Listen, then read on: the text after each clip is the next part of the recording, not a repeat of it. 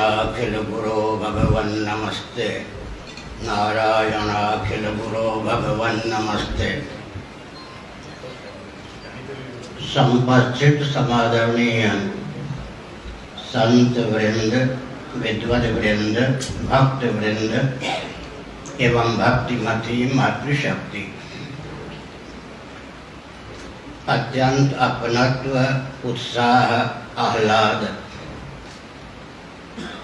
पूर्वक इस कार्यक्रम में नेपाल के मान्य श्री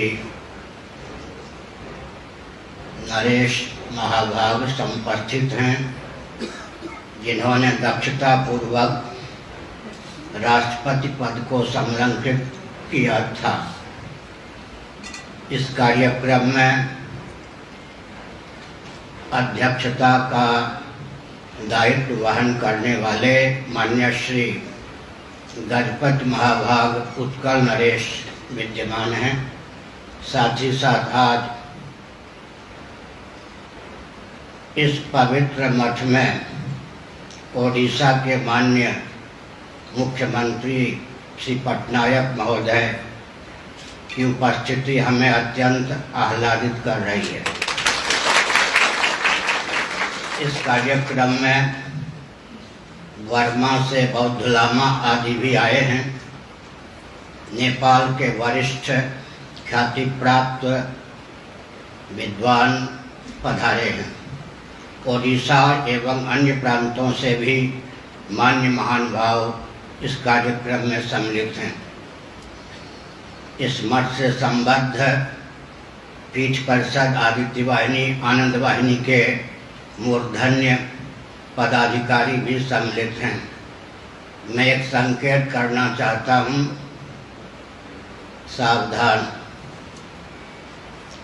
ओडिशा हो या कोई अन्य भाग भारत का अथवा भारत के बाहर का ही अन्य क्षेत्र क्यों न हो, जब तक सनातन परंपरा प्राप्त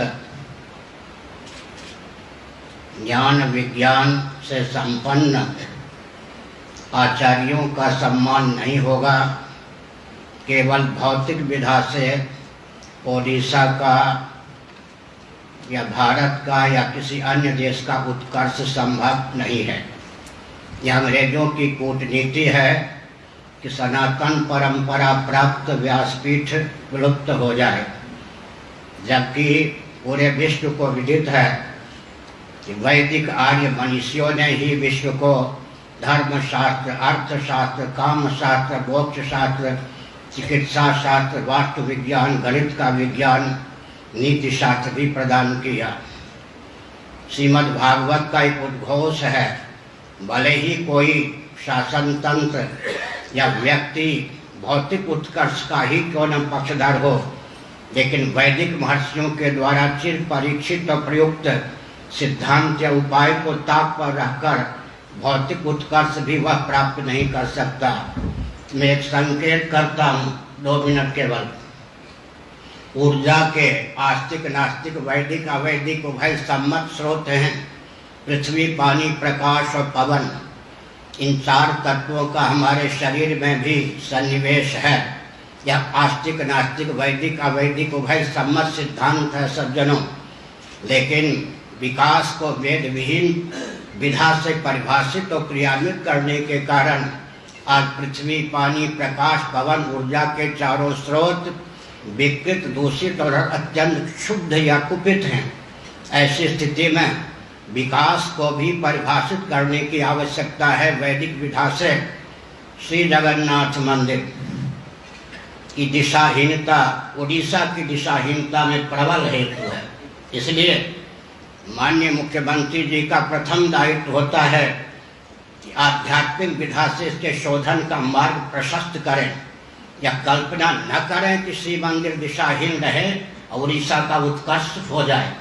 साथ ही साथ डंके की चोट से मैं एक तथ्य स्थापित करना उचित समझता हूँ कि इस कल्प में हमारी आपकी वंश परंपरा और गुरु परंपरा 1,29,49,117 वर्षों की व्यतीत हो चुकी है। हम अध्यात्म के जिज्ञासुओं को इतनी प्राचीन परंपरा से ज्ञान विज्ञान प्राप्त है।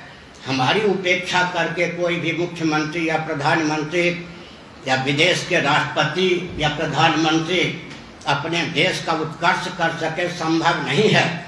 यह अंग्रेजों की कूटनीति थी कि उन्होंने किसी राजनेता को आध्यात्मिक मनीषी के रूप में स्थापित किया ताकि हमारी मन परंपरा प्राप्त जो विधा थी उसका विलोप हो जाए।